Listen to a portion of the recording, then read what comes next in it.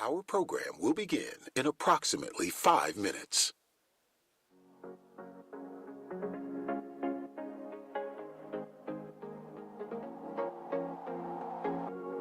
Leaving this place, the sun's about to break. You're riding shotgun. The feeling we chase, I'm wide awake. Take me away now.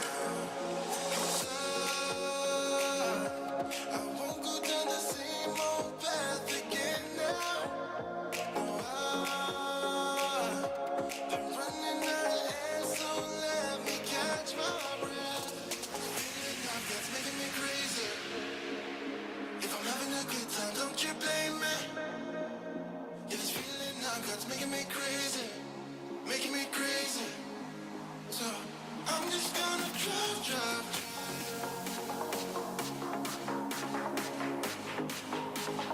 I'm just gonna drive.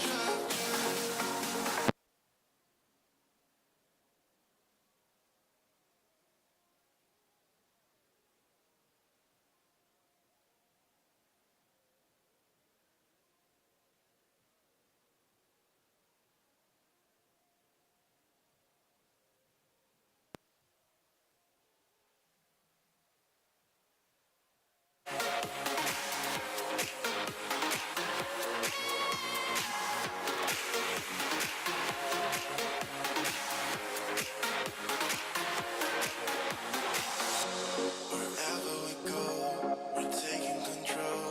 The future is ours now. The road never ends. It's me and my friends. These are the good times. I'm feeling like I could go on.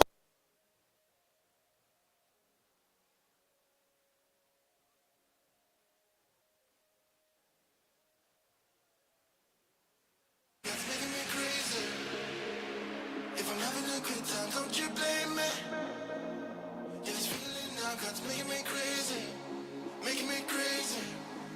So I'm just gonna drive.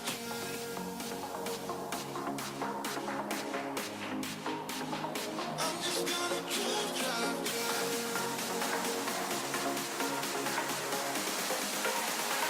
I'm just gonna drive.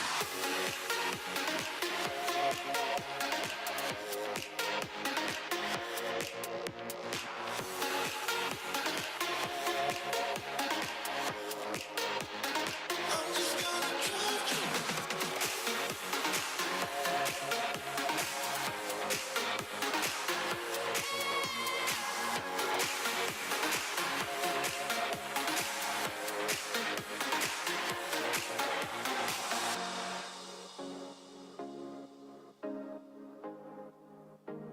I'm just gonna drive.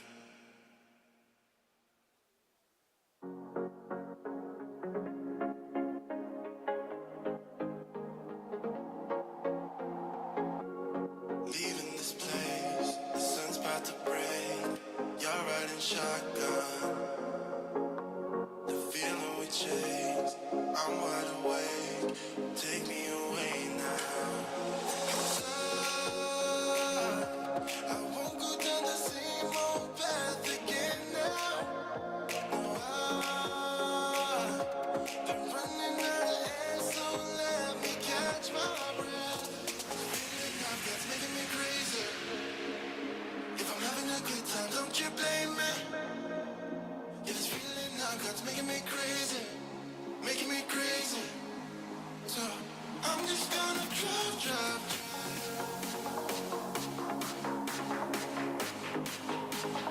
I'm just gonna drive.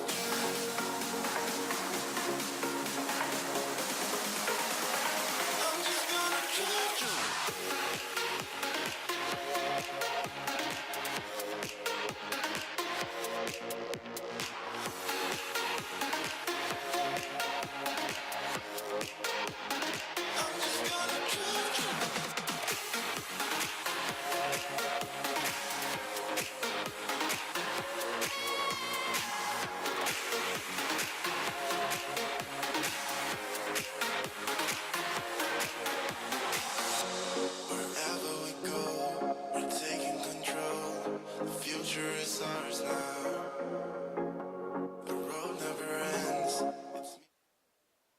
Please find your seat and silence your cell phones at this time. Our program will begin momentarily.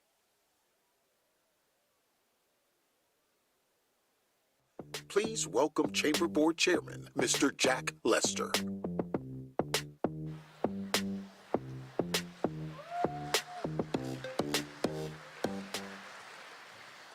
Hello, welcome. Isn't this great? I mean, being back at the museum, this is fantastic. So we've had a long 5 years of not being here since COVID, and it's just really good to be back here. Colonel Reese, Dan, appreciate all that for this. I can't think of a better backdrop to host the State of the Base event for us. So it is good to be back here for that. So to start us off, I'm going to ask our MIGMAC chair, Jacob Gore, to come out and start with the invocation.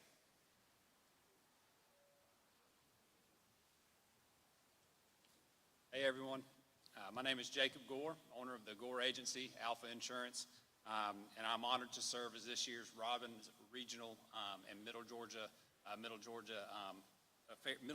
Military Affairs Committee Chair. Like you all, I look forward to hearing from our community and base leaders today, which we proudly support each and every day. And so I ask if you all would please rise and bow your heads.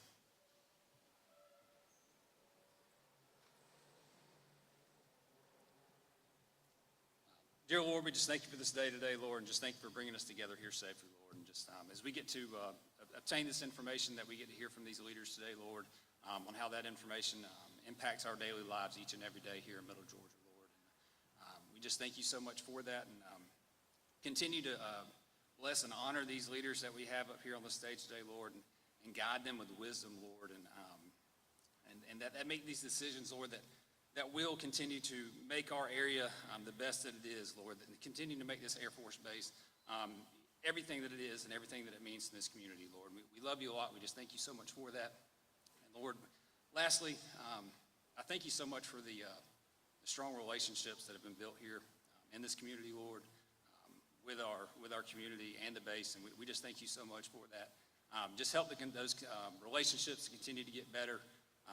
As we all, we have a job to do here, Lord, and it is to come together, Lord, because at the end of the day, we all are on one team, Lord. We just thank you so much for that. In Jesus' name, amen. Please rise for the presentation of colors by members of the Warner Robins High School Junior ROTC and the singing of our national anthem by the Distinguished Young Woman of Georgia 2025, Miss April Bragg.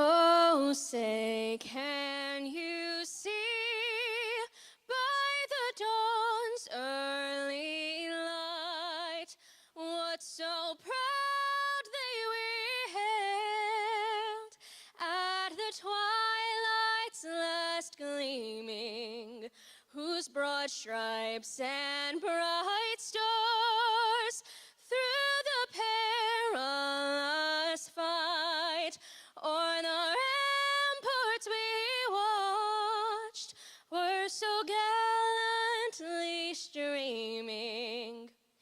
And the rocket's red glare, the bombs bursting in air, gave proof through the night that our flag was still there. Oh, say does that star-spangled banner yet wave o'er the land of the free and the home of the brave?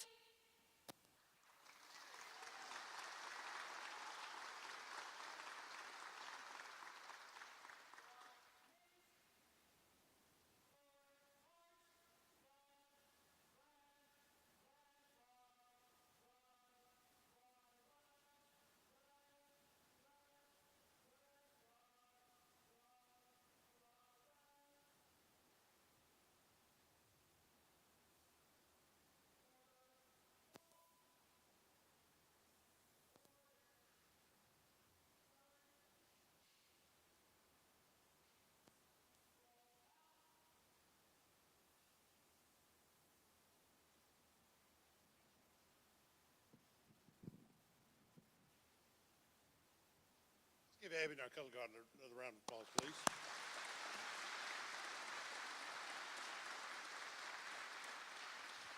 Yeah, and Abby, if anybody, you may be seated. Excuse me.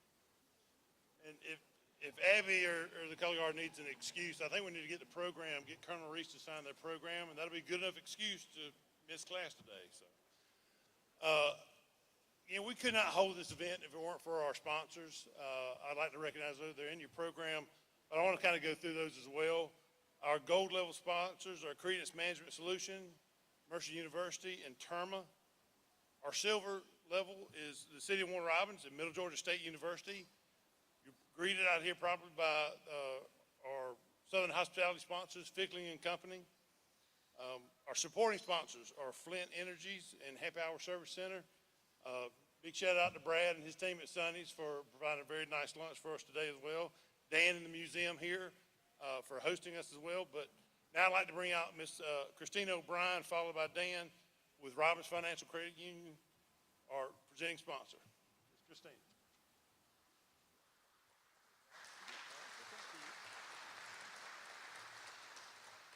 Good afternoon.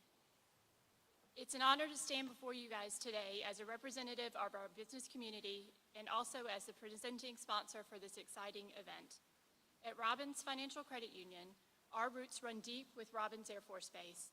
Our credit union was founded by military and civilian personnel right here on the base, and our very first branch was opened within its gates. For more than 70 years, we've remained steadfast in our commitment to serving the military community, providing trusted financial services, supporting military-focused organizations, and fostering programs that enhance the well-being of servicemen and servicewomen.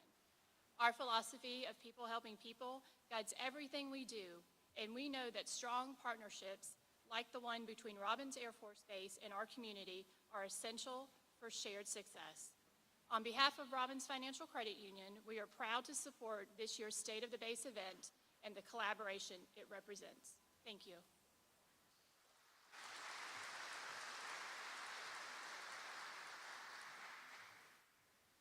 Good afternoon, everyone. Thank you so much for being here today at your Museum of Aviation.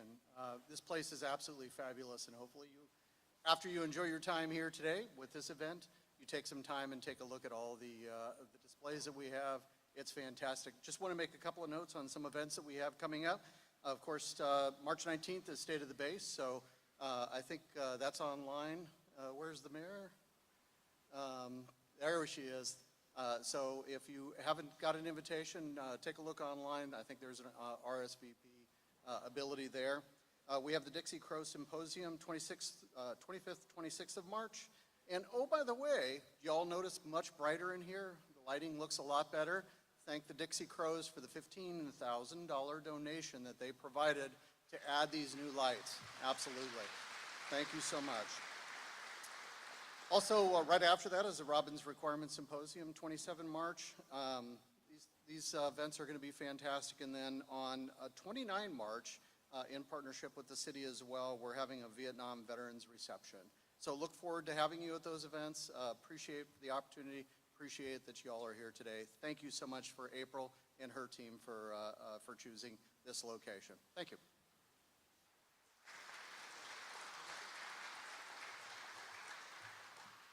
All right, next, it's my privilege to introduce Ms. Laura Mathis to kick off our program today. Laura is uniquely qualified to provide a local perspective on the global impact segment.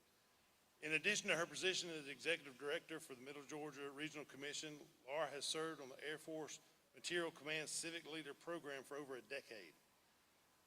Laura was also nationally recognized as the 2024 Local Defense Community Champion by the Association of Defense Communities.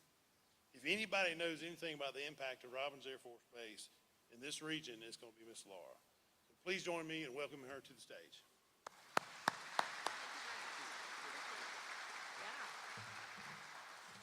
I'm not quite as tall as Chairman Lester.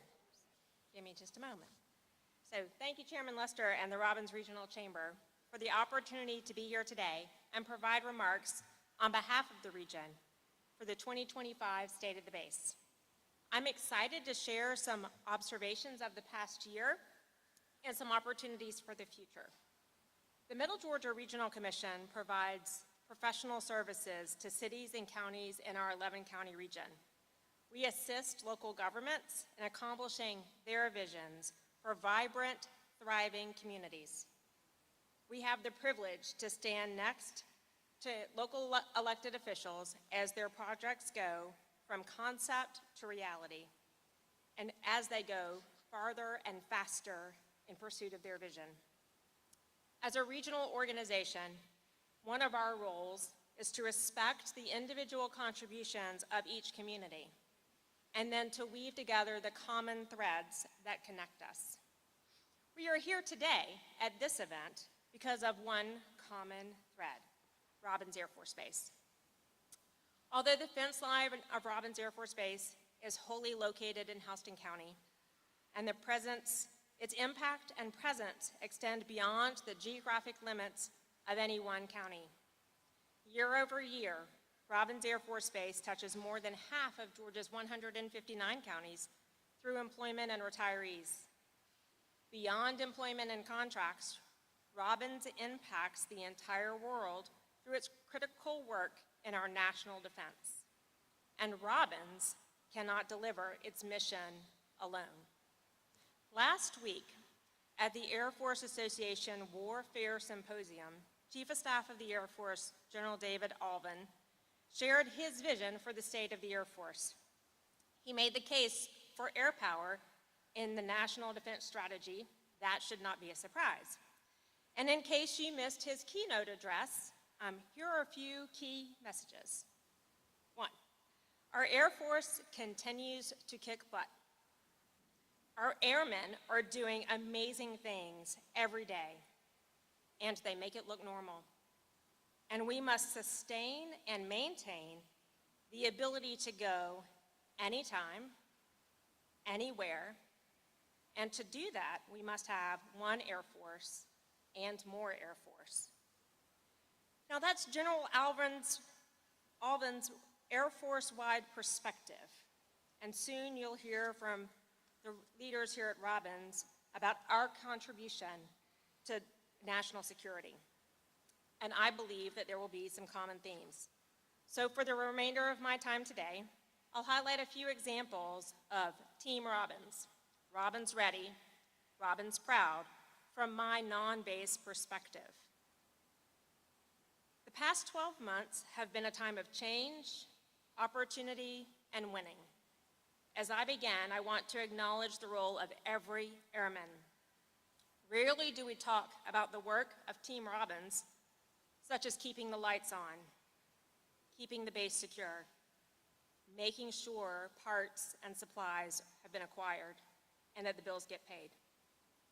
This work powers every single mission.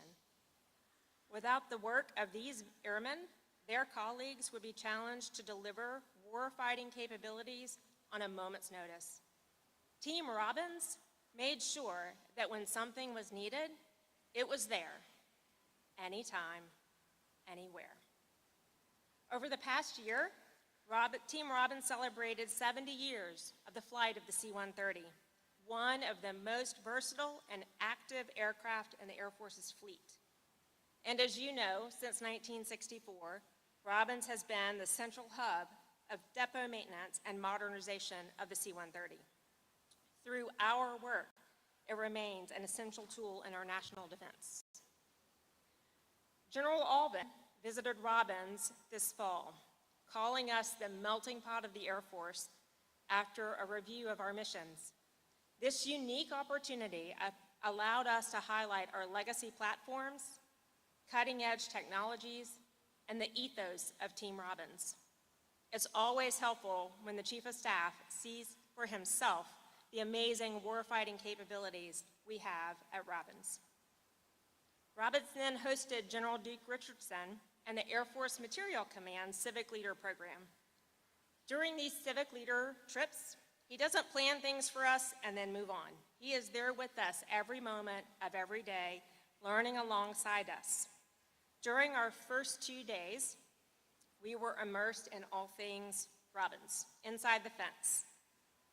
Civic leaders during those days kept asking us, well, what about, and how do you do, and who made that happen?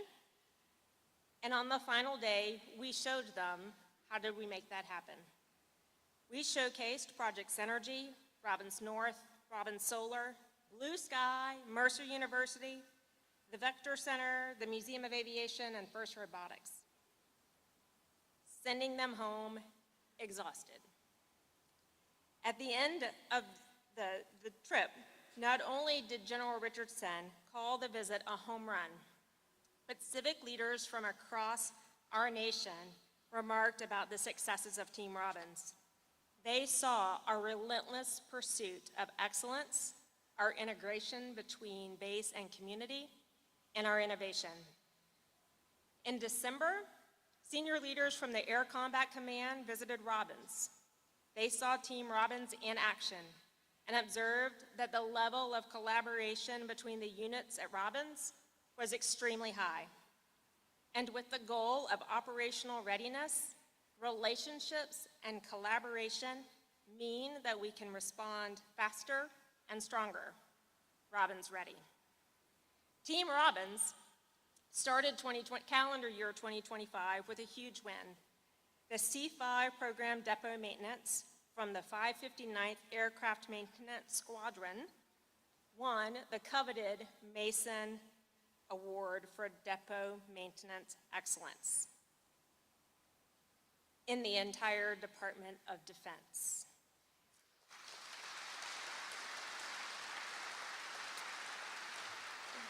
So if you were a sports fan, think of this as the national championship, the Super Bowl, the World Cup, and the World Series championship all rolled into one across the Department of Defense. In late February, the Air Force Sustainment Center Civic Leader Program came to tour Robbins. During General Hawkins' visit, Robbins solidified its position as the headquarters location for the Air Force Sustainment Center Software Directorate and the appointment of Ms. Bobby Hager to lead that new organization. History was made that day, and the future of Robbins is bright. Our job is to keep going as fast and as hard as we can in pursuit of excellence. Speaking of the future, in 2041, Robbins Air Force Base will be 100 years old. Robbins Ready demands that we take tangible steps to ensure that we are ready for the fight tomorrow. The Robbins Air Force Base Middle Georgia Sustainability Plan, along with Air Force readiness exercises and other base and community planning efforts, will help us identify the path forward.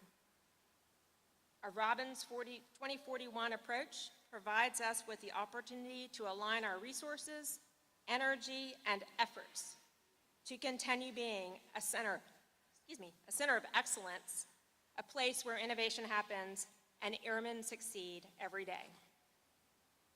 Based on our history, Robbins has a reputation for excellence in everything that we do, and we're winning because of it.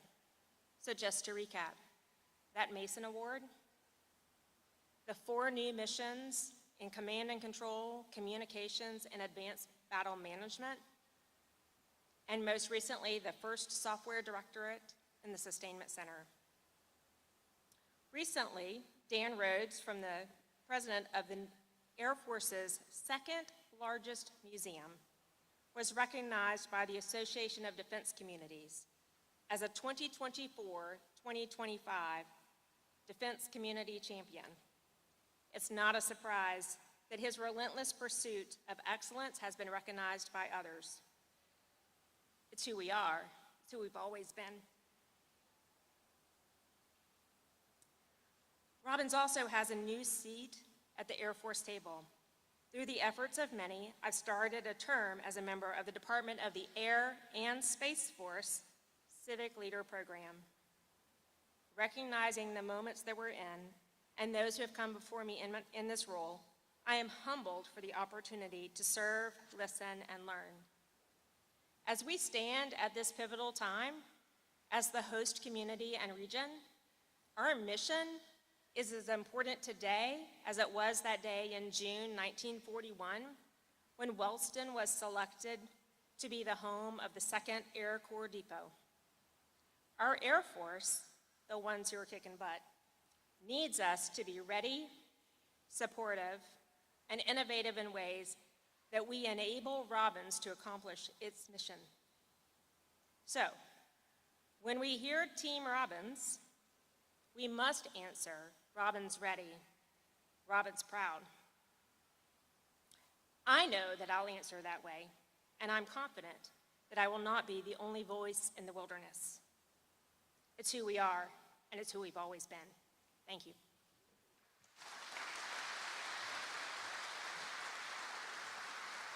Please welcome Robins Installation and 78th Air Base Wing Commander, Colonel Diedrich Reese, along with Chamber President and CEO, April Bragg.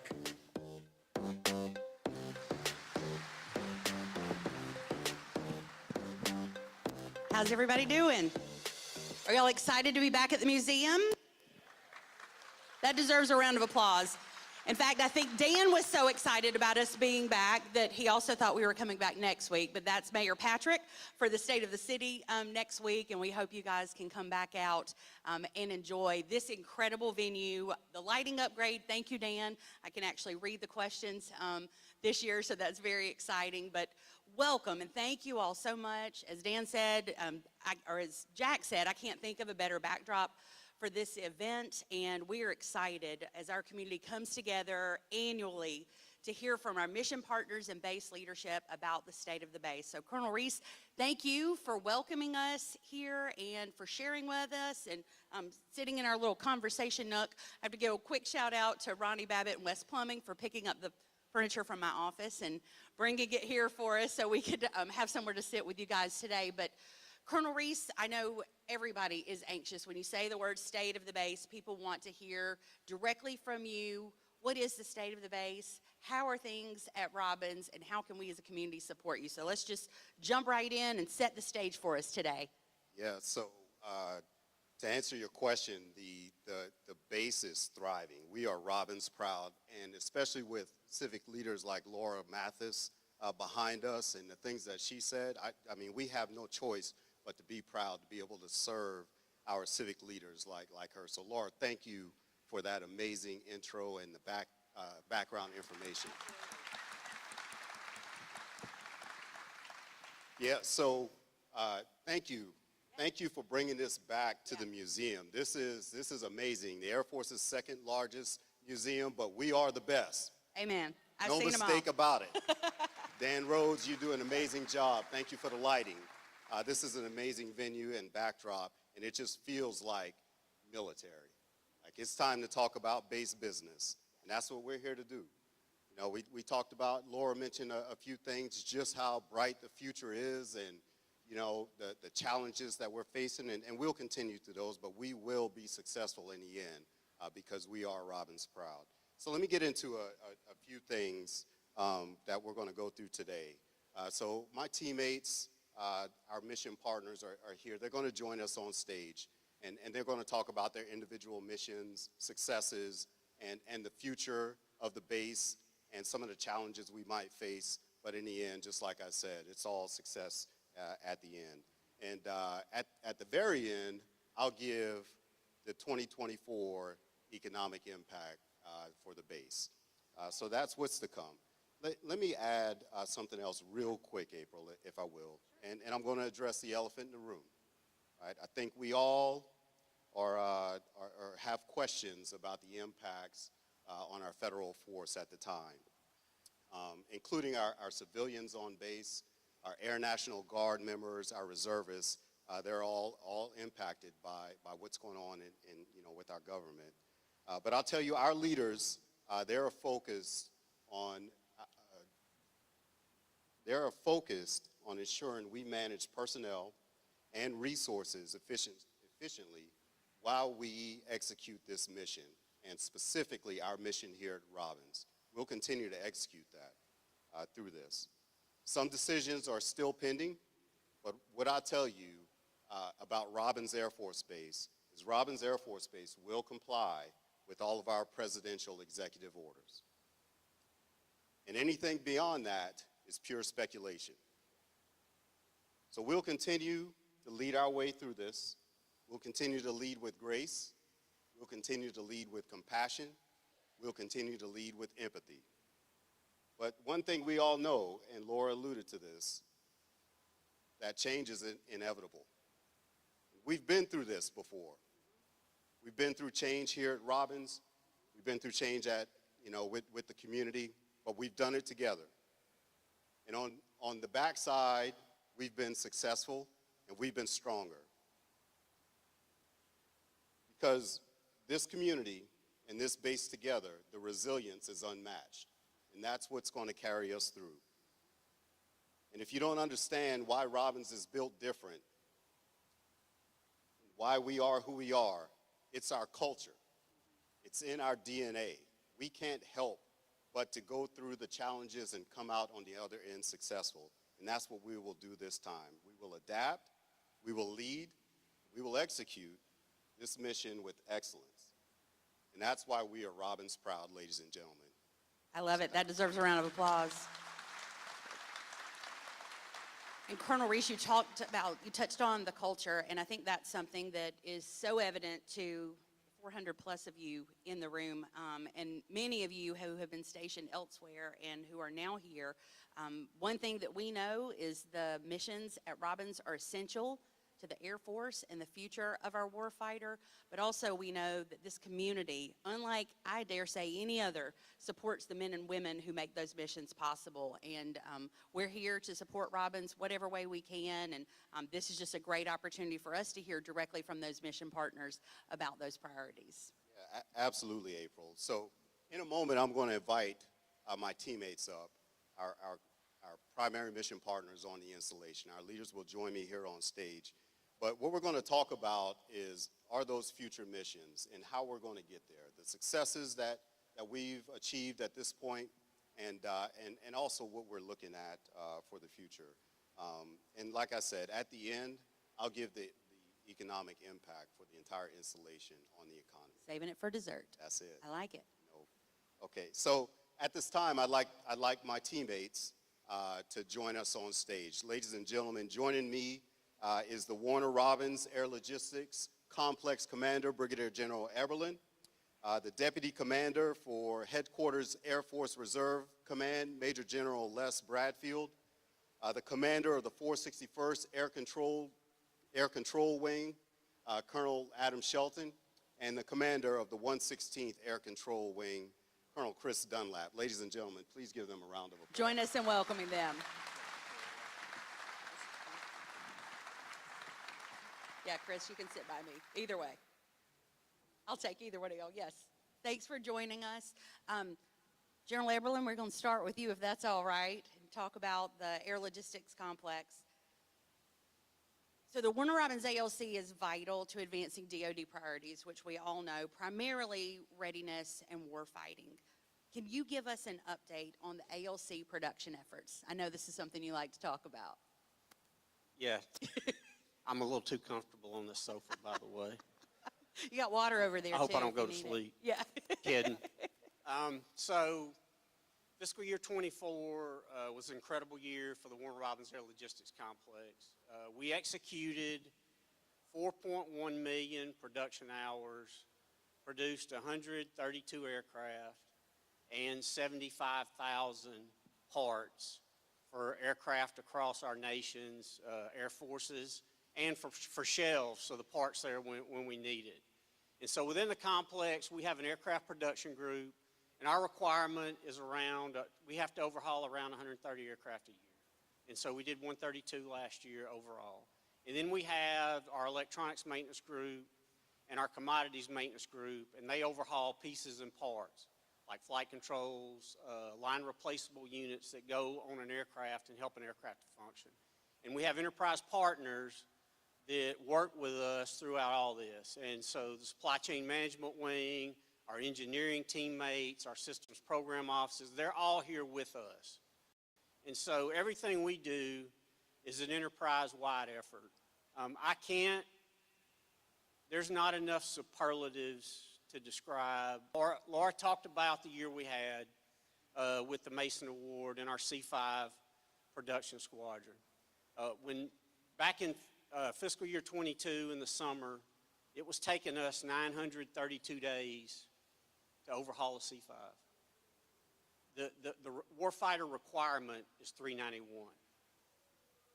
So we were between 500 and 600 days late on every C5 we were delivering, and we weren't getting the full requirement done. Our last C5 in fiscal year 24 was delivered back to the customer, our warfighting customer, at 391 days. Ooh. That's a big leap. And so, why does that matter? If it's here, it's not out in a field unit being employed. So every aircraft that we overhaul here, we have to get it done. And we have to get it done in accordance with the warfighting requirement because our job is to support the warfighter. C-130s. We produced 50 C-130s in fiscal year 24, which is the most we've ever done here.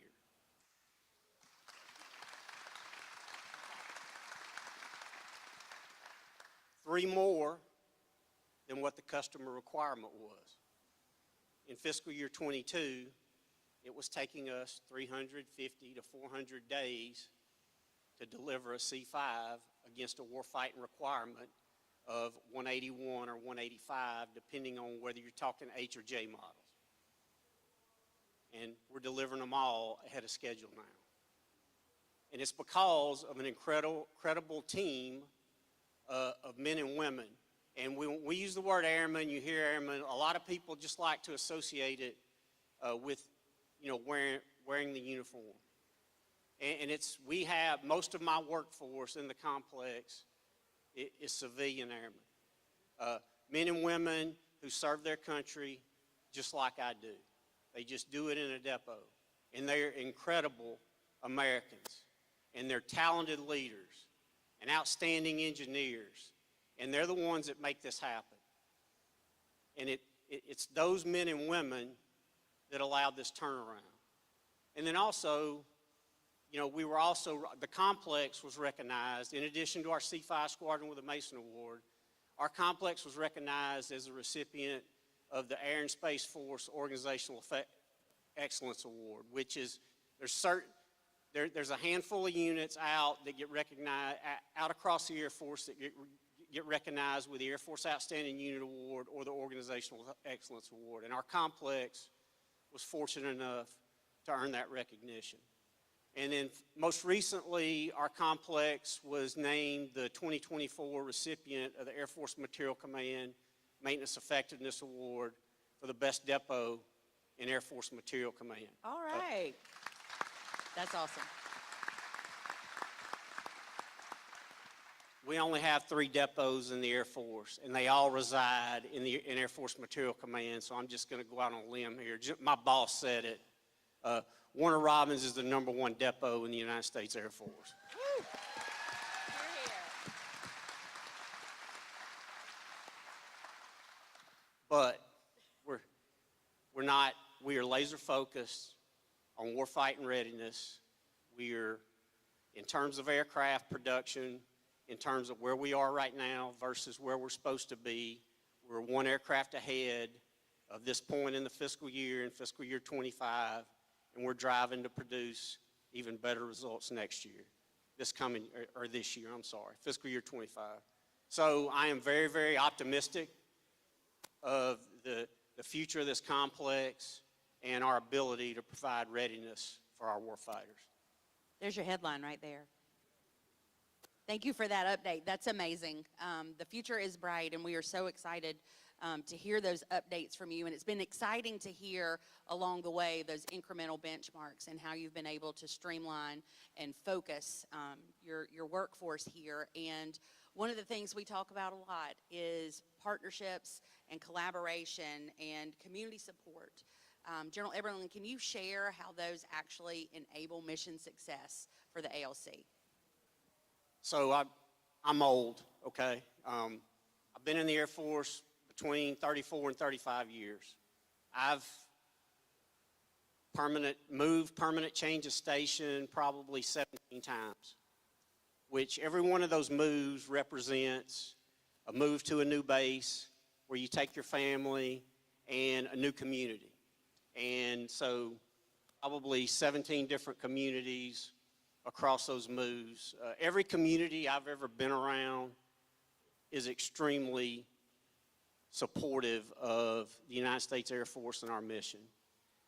But if you're in one of these depots or you're at a depot base, the requirements for the community and the involvement and the level of understanding between the community and the installation, it has to be on a whole nother level because, you know, if I'm primarily at a military installation, I move my family in, we move our family out. Somebody like me moves their family in and moves their family out. So there's a lot of stuff associated with supporting the military member and the family in terms of community services and things like that.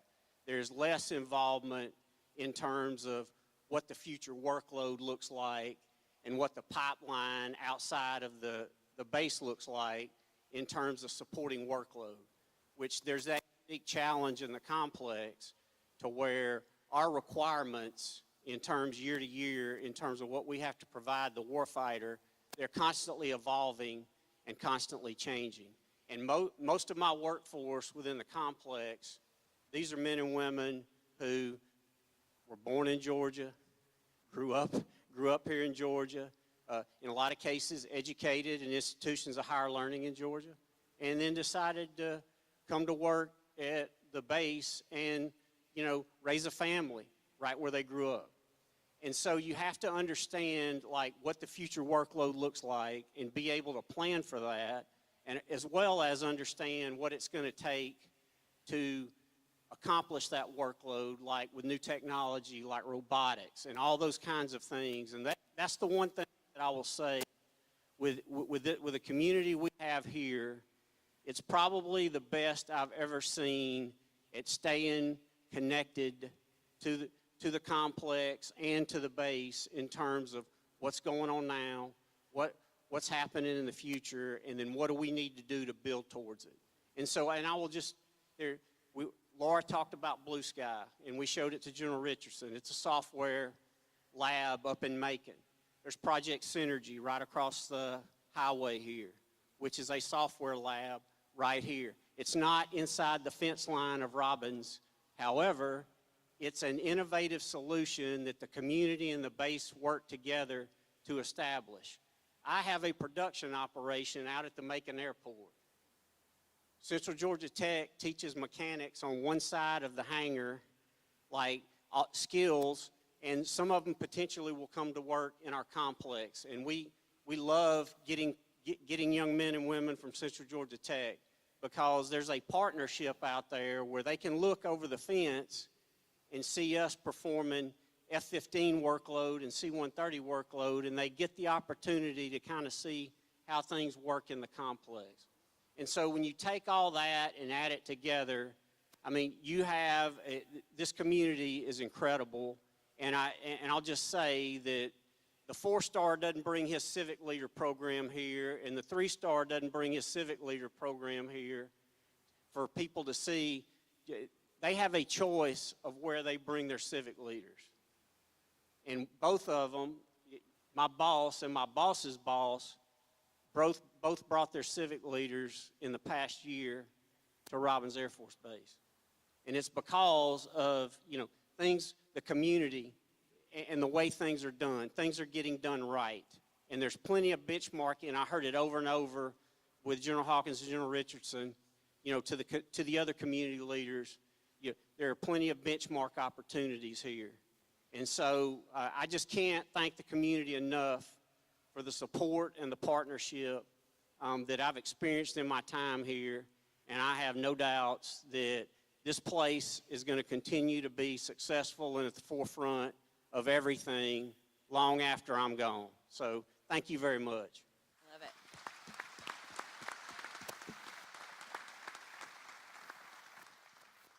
So General Eberlin leads just one mission on the installation. And as you can tell, it is very complex, not only inside the fence line, but just the networking with the community. And to have the opportunity to watch him lead and manage this entire operation, I mean, it is a phenomenal thing. And believe me when I tell you this, when something doesn't go right, I'm the first person to know. So, sir, thank you for the feedback, always. Very good. So you may notice in your programs that we have Mr. Snigowski up next, and you are not Mr. Snigowski. But we found out yesterday that General Bradfield was going to be able to join us, and we're so excited to have you here with us, and thank you for making the time. So we'll jump right in with you. So for those who may not be that familiar with Air Force Reserve Command, can you share its mission and how it currently supports national defense? Absolutely, be my pleasure. It's great to be here, but I think that answer has already been covered by Ms. Mathis and Chief of Staff of the Air Force. We're here to kick butt anytime, anywhere.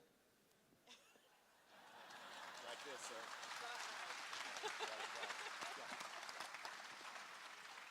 All right. No, but seriously. Thanks for the question. We are a major command that happens to be a tenant here, a proud partner of Robins Air Force Base and the local community. This is my second time in the local community. I lived here, sent my kids to school here, prayed here, spent money here, 13 to 15, and now we're back. So thank you for, again, a warm welcome, but not just to me, because it's not about us and the leaders up here on the stage, but it's about the sense of community, the partnership, and as we say, Robin's proud. So we're definitely part of the community. So with that, we've been around for 77 years. We're about to celebrate our anniversary of 77 years for the Air Force Reserve. We've been a major command for 28 years, 1997. But we've had a local presence here since the 40s. We had a bomb squadron here back in the 1940s. With that, what are we now? What do we do now? So though the major command staff is here, and I'll explain that in a moment, we have 9 host base wings, kind of like the host base wing here, but smaller in some cases. 9 host base wings around the country, 37 wings total in 34 states, and it includes Guam. We've got about 65,000 airmen, okay? So they're not all here, but we do have 1,600 people that work here at the major command. It's responsible for the organization, training, and what we call OT&E, organized training and equip, for those units of action out in the field. Of those 1,600 people, 77% are, of the 65,000 people throughout the command, 77% are part-time, which brings some efficiencies, which I can cover later, but 23% full-time. All right, most of our folks here on base, on the staff, are full-time, but we have part-time presence as well. We have 8 units here that do various work, and we work very closely with John and our mission partners here, but, John fixes them, and we fly them. Who likes jet noise? Sound of freedom. All right, so we got the 413th, a group, 400 people strong, but they're not all here. They're also at Tinker, Hill, Edwards, and a few other places. So as John's organization fixes them, we work closely with him to do the functional check flights to return them to the warfighter. So it's definitely a combined effort here.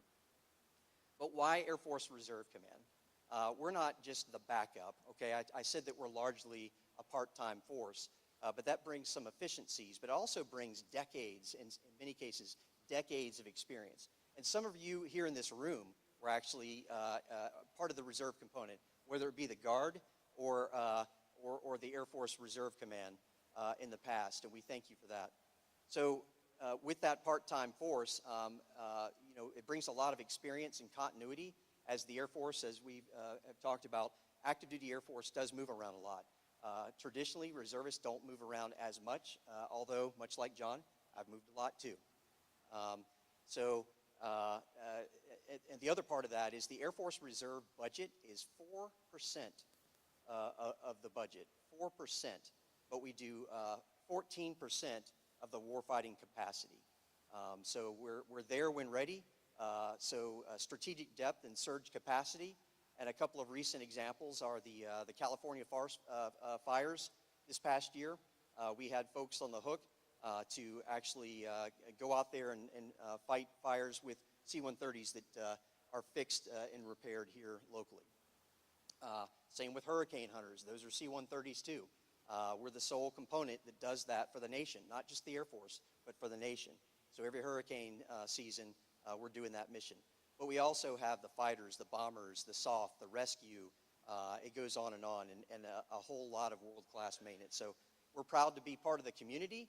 Again, only about 1,600 here, but about 65,000 strong throughout the country. And on any given day, we've got hundreds and on some days thousands mobilized around the world doing the mission. So thank you. Pretty impressive.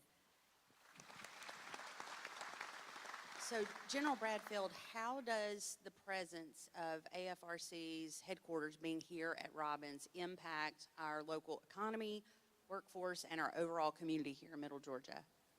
Thank you. 2024 numbers of the 1,600 people that we have on our books, the direct economic impact is just over $300 million. Okay, now that's direct. Indirect, we also have about 800 additional jobs that could be credited for contracts and things like that. And that's about $40 million from 2024. What I don't have on the books and what I can't record is that we bring families here. And spouses work here too. In some cases, some of our adult children work here. So the economic impact is far greater than I can measure, but those are the rough numbers I've got from 2024. Thank you so much. Anything you want to add? Yeah, so, sir, we're talking about the capabilities and, what the reserves bring, be it activated or not, and here locally as well. So in the future, what do you see or predict as far as what the reserves will bring for capacity and supporting our nation's defense? That's a fantastic question, and I'll tell you that's something that we analyze, and we're working with other mission partners, the other MAGCOMs, and OSD on what does the nation need, okay? So we do not have the liberty of just making up our own mission, doing what we want to do. We do what the nation needs us to do. And as good stewards of taxpayer dollars, we're going to answer that call and do that analysis. So we're deeply involved in the Air Force and OSD corporate process up in D.C. The MAGCOM here feeds that information and that analysis, and we're constantly doing studies on what are we good at, what's working, what should we add budget to and grow in certain missions, and in other cases, what missions should someone else be responsible for or is just not the nation's priority right now. So that's an ongoing process. Don't have a crystal ball, but we're excited to be part of that mission, and we will be in that mission in the future. Absolutely, sir. Thank you for unpacking that. And the point I was getting at is your presence here in Middle Georgia will continue through the future as long as you have those requirements and develop. So thank you, sir. Thanks for unpacking. Thank you so much. Now we get to turn our chairs this way. I really like these swivels. So Colonel Shelton, arguably the past 12 months have been the most transformative for the 461st of probably any wing within the United States Air Force. What does Command, Control, and Communication Focus Wing mean for Air Combat Command and for Middle Georgia? Yeah, for those who've been following our path the last year, it's definitely been a turbulent, rewarding, but really groundbreaking effort that we're trying to undertake. And part of our efforts have also been making sure that the ACC portfolio here locally continues to progress. So we are just one portion of the ACC transformation. We also have Colonel Minn's team with the Spectrum Warfare Group underneath the 350th Spectrum Warfare Wing, and then also Lieutenant Colonel Elmore up here with the Bacon mission under the 319th Reconnaissance Wing. So I'd be remiss to say our path isn't solo. We're definitely tied with our ACC partners as we continue to drive this transformation. But when we talk about command, control, and communications as the Air Force, I think we really can leverage some of what General Alvin's been talking about And he even said on this very stage a few months ago, which is the Air Force is transitioning to a mission over function focus. And historically, our Air Force has been built around wings that are tailored built to handle a weapon system, whether it's a fighter, a bomber, an intel function, a cyber function. It's always been functionally designed. And now the Air Force is trying to redesign itself based on the capacity that we do have to get after functional mission sets. And we are arguably one of the first wings to kind of take that transition and say, what is the functional mission set for C3? And being tied to that has allowed us to kind of broaden our perspective.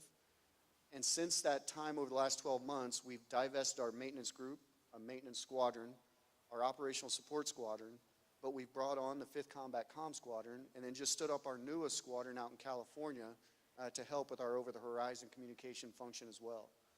What does that mean? It's allowed us to kind of take a different approach to a traditional mindset and see how best to leverage the capacity we do have in new and informative ways. As part of that, with the 5th Combat Communications Group now as part of our unit, it's allowed us to look at everything from radio frequency or RF-based communications to over-the-horizon cloud-based architectures of where the Air Force is trying to go. I won't go too far down in the nerd speak because I can definitely get anchored and passionate about this.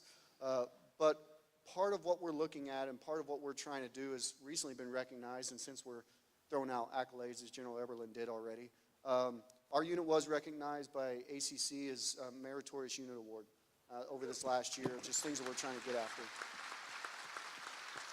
So it's what we're really looking to try and emphasize is to create, to use the term organize, train, and equip, an organization solely based on figuring out how to tie to theater, war-fighting focused designs and the ways that they see their theory of victory being executed and how we make sure our personnel are tied to go to whatever theater is designated as the next conflict location, and our folks can plug in at a moment's notice and be able to execute, regardless of function, based solely on the mission. Very good. So as the Chamber of Commerce, of course, we are keenly aware and tuned into the experience that newcomers have to our community. With all of the new personnel, the 461st is bringing to Middle Georgia, what is some of the feedback the new military residents are providing you about our local community? Yeah, it's an interesting one, right? So our wing has transitioned over 75%. I'm sure Chief can hold me to the right number. But approximately 75% of our workforce is completely different than it was 12 months ago. The people we have, the specialty codes of the individuals that show up, the uniforms they wear, completely different than they were 12 months ago. So we've seen a vast transformation of the people that we're bringing in and we're still bringing in as the mission continues to grow. As part of that, and what you've heard throughout the already talking points, I'm sure Jack is going to emphasize this as well, the community aspects are not lost. The new people, when they show up, they immediately feel like they're welcome. They're immediately embraced. They can feel that sense of home. And the connection is available to them, whether it be from where they go to shop at a supermarket or where they potentially find an opportunity to worship. All of that is just, again, kudos to the community and just the embrace that you put around the base and the personnel that get assigned here. So thank you for that and that continued support. There are a couple areas that have been brought up to say, hey, we would love to see this. And as you can imagine, with a mission transformation, we bring in a lot of young people straight out of tech school, most of them being single. And as we have a very family-oriented environment in Middle Georgia, the one thing we always hear back is, hey, wouldn't it be nice if we had a downtown area or an environment where we could let single airmen do single airman things? Now, when we had General Wilsbach here in the fall, and he even told Colonel Reese and myself, he's like, hey, sometimes that's not a bad problem to have, because it kind of localizes where these people might find some trouble. But it is a continual feedback. Is like, man, it would be nice to have some sort of opportunity to have a downtown environment. So things that are going down at Rigsby, some areas that the community is already trying to tackle are definitely appreciated and are definitely being recognized by our folks that we're bringing in. And the second one that is now becoming just a drumbeat across the nation is obviously medical care. We have seen a lot of folks come in with specialty care needs. Obviously, they come with their own TRICARE requirements. And we're very appreciative of what the base has been trying to get after, as well as the local community tying into the Emory potential partnership, or the partnership that's on its way. Because it's allowed the door to open for some additional care options that might explore to give our folks some of the medical care that's are being requested or being required. So those are the two big that I'd say are kind of lingering items, but we know there's active steps within the community to tackle it, and we greatly appreciate it. Absolutely, and I'll just echo that. I mean, there's work obviously being done in both of those arenas, full throttle, very much underway. And then, of course, with proximity to both Macon and Perry, there is no shortage of stuff to do. Sometimes you just have to look a little further than right across the fence line. Anything you want to add, Colonel Reese? Yeah, no, so Colonel Sheldon brought up a huge point, and medical care, and that merger is a huge benefit to us, because that's the first thing that we check when someone has an assignment to Robins Air Force Base, is the medical care capability and capacity.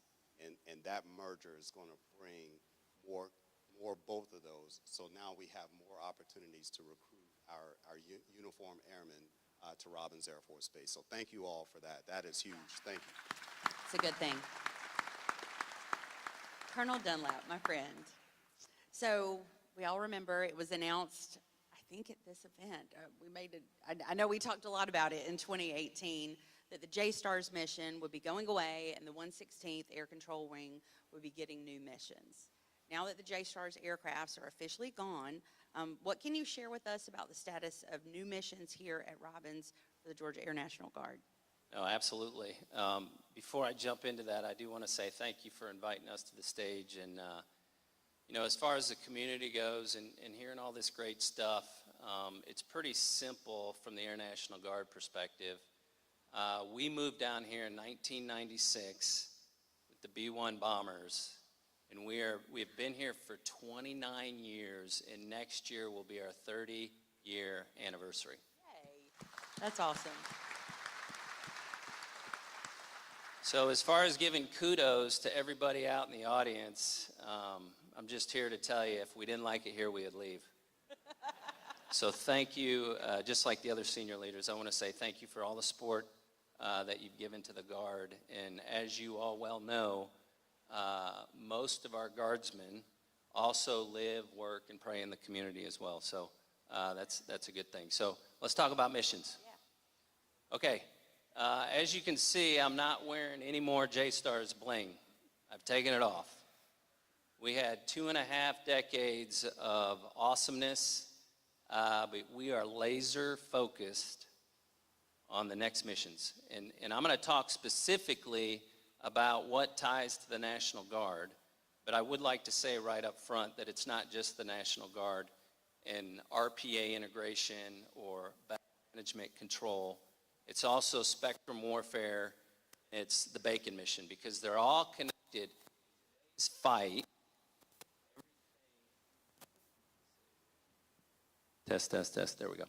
In today's fight, everything as far as information goes touches one another. So let's talk about the facilities. They started building the operations building, I believe it was late 21, early 22. We are currently about 65% complete. Our IOC date for operations on the RPAI side is October 26, and we are on time for that. The logistics facility that supports RPAI just started all the vertical work probably about 6 months ago. The FRAG scheduled timeline for that is the spring of 27, and we are on time for that as well. Most recently, the same contractor was awarded the contract to build the new Battle Management Operations Center. And as of today, this week, they started tearing up the dirt. And we think in the next 30 to 45 days, construction on that facility will start as well. So from the facility perspective, for all 4 new mission sets, we're on time, on target. And the goal, just like the Secretary and the Chief of Staff of the Air Force, it's all 27. That's the magical date. We want to be up and fully mission capable, ready to do the job, but most importantly, ready to detour, because that's our primary mission set. As far as training and air crew, and our maintainers and our logistics personnel, we're also in a really good spot. Today, right now, we are at 100% manned on the guard side.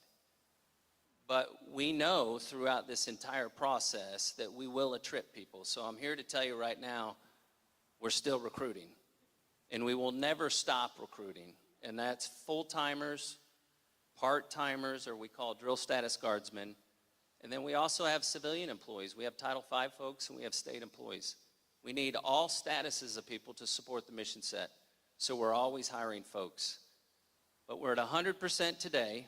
And as far as 100% goes, on the air crew side, we're at about 40% trained.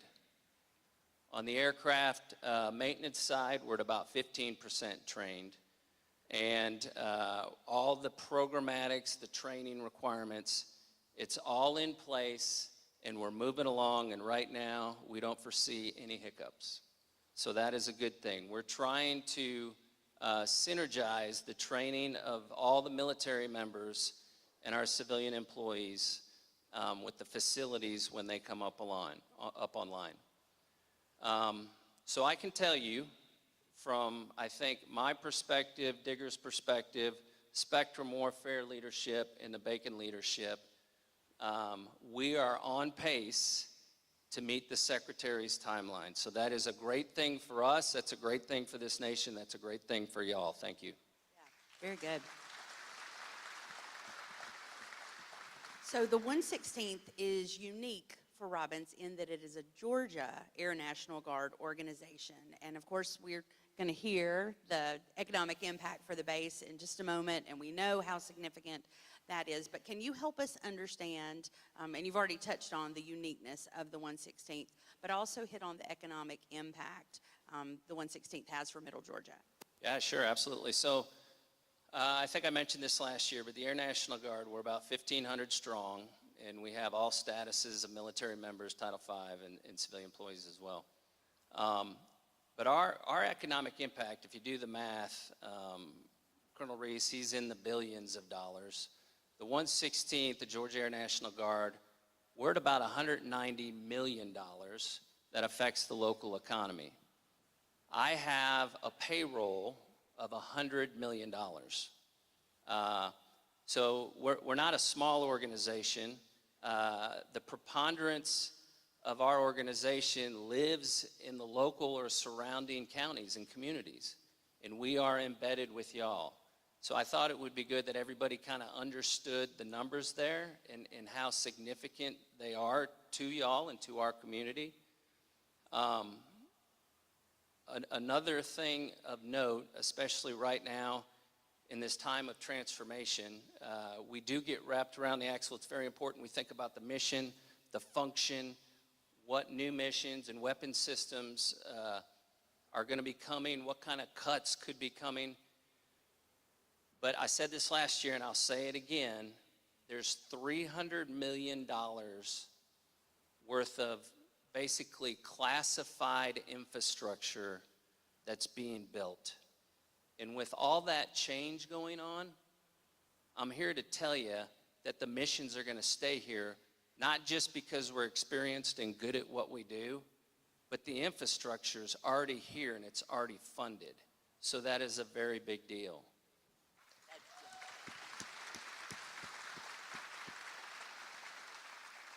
Then the last thing that I'll say on top of that is we do have, I think, about $10 million in renovations that's also synchronized right now with the new military construction.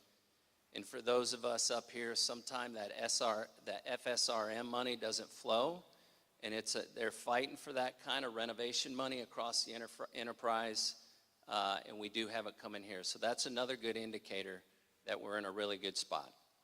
Very good. Good news all around. Are you ready? Yeah. you want to chime in first? Yeah. Let me jump back over here before before we get the crowd really excited. So we talk about Team Robbins, and it's a true team effort, a true total force effort. We heard General Bradfield talk about how he supports General Eberlin with the ALC and flying and testing the aircraft there. And to the left of me, your right, is a true total force integration effort with the Air National Guard and active duty that we're used to seeing when we had J-Stars here and we were flying that mission. But the next phase of that are all of the missions and what Colonel Dunlap was talking about, what he's going to do. But I want to revisit that for both of you. If you'll kind of unpack what that looks like, you know, today and what that's going to look like for the future, you know, as we execute this new mission. Over to you.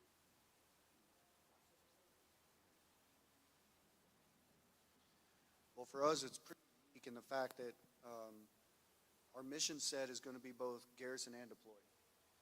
So part of our transformation from a garrison standpoint or operating out of here is by the end of this calendar year, the expectation is we'll have a mission set that's on the ground, connected, and controlling and managing airspace, OCONUS, overseas, 24/7.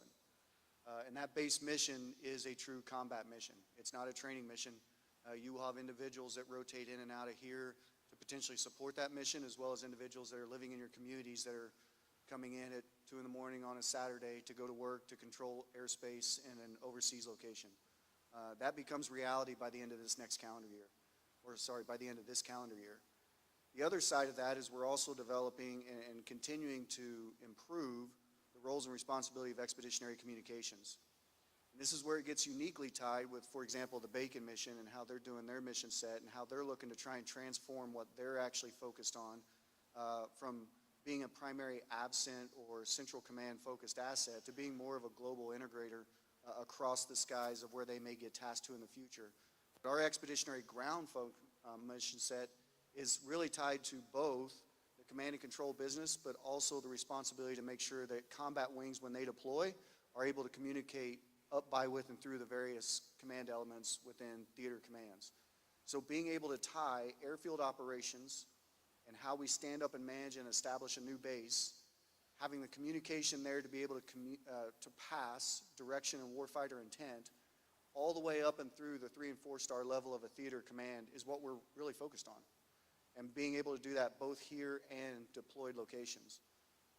And then that comes with, and I'll just throw out something on behalf of Colonel Mint's teams, the ability to provide real-time adjustments as mission sets are employing in those theaters when you need a software update or an assessment of what's actually happening with those weapon systems as they're doing their primary mission set, which is where his team is laser focused.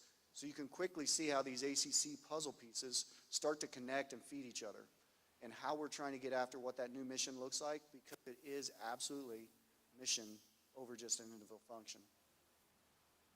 Yeah, so I'll add on the another unique feature of integration. Digger was kind of getting into the weeds there on the military side or the mission side. So what's cool about having a Air National Guard organization, a reserve organization, and an active duty organization all co-located is you can take advantage of all the strengths of each of those organizations. So we all know on the active duty side that we get a lot of young active duty members that PCS in, they'll do time here at Robbins, they'll PCS to another base, another mission, and then maybe down the road at some point they'll come back. The folks that really like it here try to get back here. But the unique thing with the Guard is we can take our 1,500 strong and we can embed that experience level in each of these mission sets. I've got folks that are working in Spectrum. I've got a group of people that are under his operational direction as an active duty mission. And then on the RPAI side, we lead that with another active duty organization under us. And when you do things like that, you're more efficient and you take advantage of not only a business model associated with a part-time force, but you keep continuity and experience in those mission sets. And I personally think that recipe has worked here. We proved that for 2.5 decades. And we got all the same components that are still here today going through all this change. So I really think it puts us once again in a good spot for the future. It's part of our secret sauce. Very good. Hey, friend. Hey, friend. So when you retire from all of this, I'd love for you to go on the road with me and let's just co-host events. This has been fantastic. But We have to bring the chairs. we have to bring the chairs. The chairs are a must, yeah. So what everybody has been waiting on is the annual economic impact of Robbins. And this is always kind of the culmination of this event. Thank you for letting us save it for last this year. A job well done. But I'm going to turn it over to you and let you just share with us all the great news. Hey, so exciting times and exciting moment right now. You all have heard everything that goes into Robbins Air Force Base and the contributions not only to our national security, but to Middle Georgia. But the biggest part that you're looking for right now is, what is that number? What is that number? So last year we did pretty good. And this year we did even better. This year's total economic impact that Robbins Air Force Base contributed to the state of Georgia is $4.2 billion.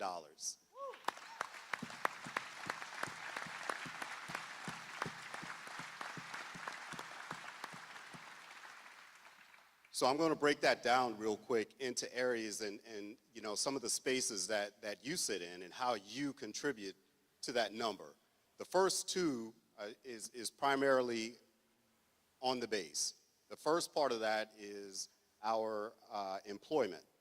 So our payroll impact is approximately $2.9 billion. That contributes right here locally and to the state. Right? That's payroll. That's everybody's paycheck. That's what it takes to run a household, to pay bills, to live the Middle Georgia way of life. So that $2.9 billion goes right back into the local economy and state economy for that. Direct base expenditures, approximately $1.3 billion. Those are the bills we pay to you. Right, you can clap for that, too. Right. And overall, you know, I talked about last year, we did pretty good, 3.8 billion. This year's 4.2. That's an 11% increase. And what we're talking about here is the continuation of that, right? The expectation as we grow mission and as we continue to support our national defense the way that we do, that number and that line will continue to increase naturally. So let me break down the total workforce, right? 22,000 has always been our rough number, and we're just above that right now. 22,387 airmen employed on the installation. That's Big A airmen. That's over 14,000 civilian airmen, over 5,000 uniformed airmen, National Guard, reservists, etc., and over 2,500 contractors that we employ on the installation. We expect those to continue to increase as we grow mission, right? So our future is bright in that. So when we talk about base expenditures, what I talked about earlier, from last year, 20% increase over last year.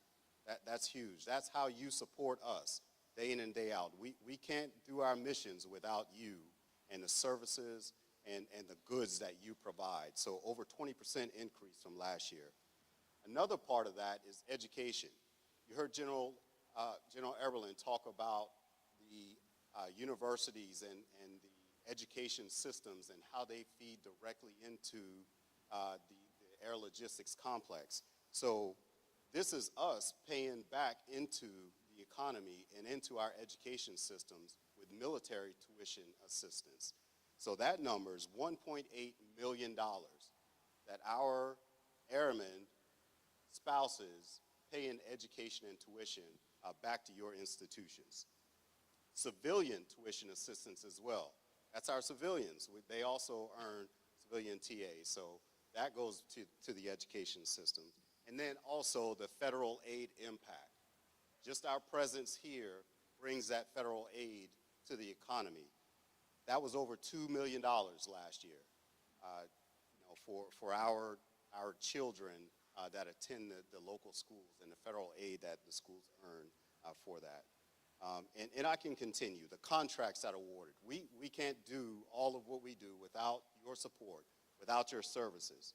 So fiscal year 24 was $6.7 billion in contracts across the state. Of that, $200 million from Houston and Bibb County.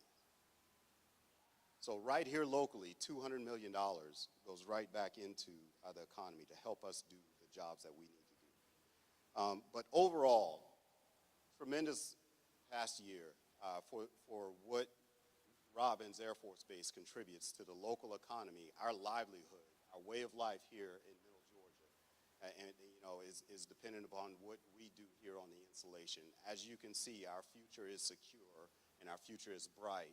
So that number will continue to increase over time. That's amazing. Another big round of applause.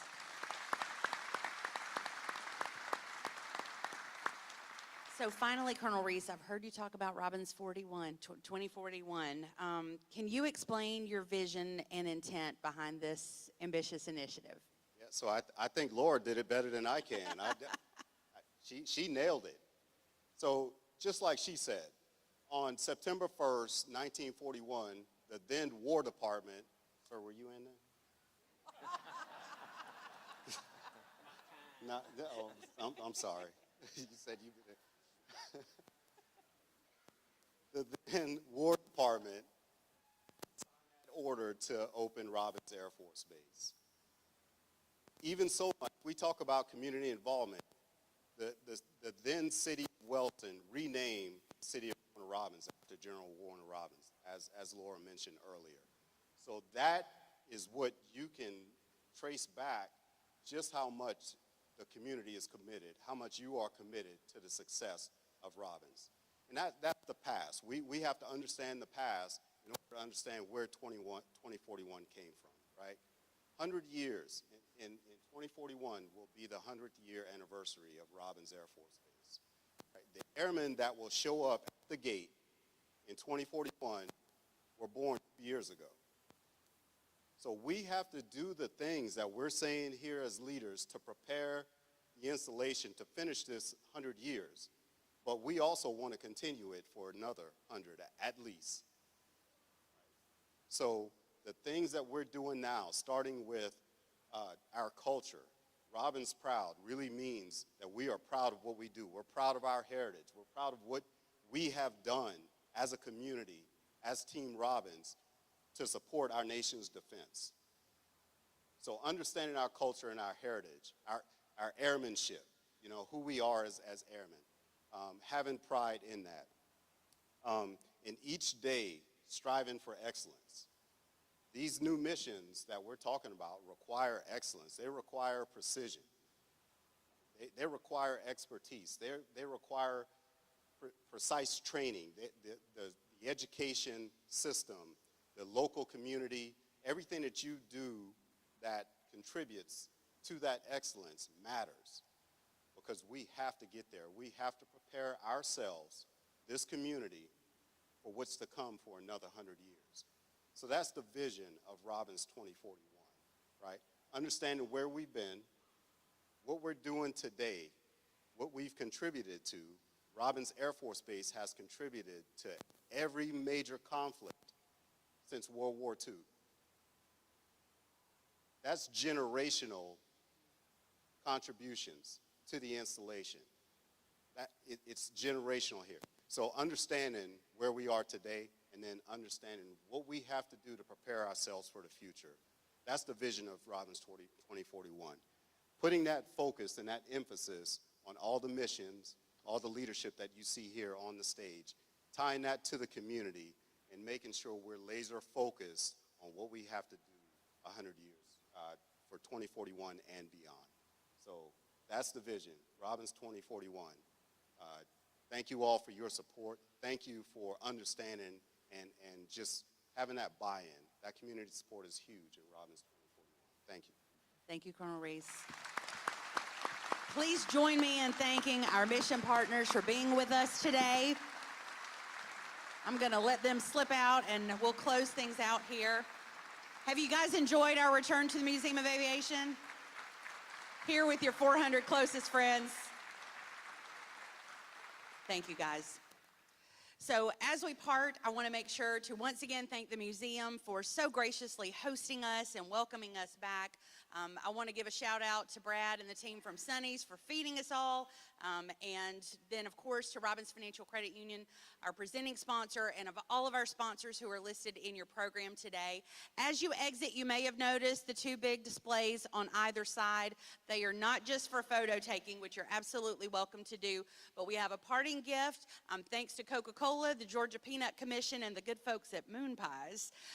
You have a nice little snack to take on the road with you to remind you that every day in Middle Georgia is Armed Forces Appreciation Day, and as always, we are Robbins proud.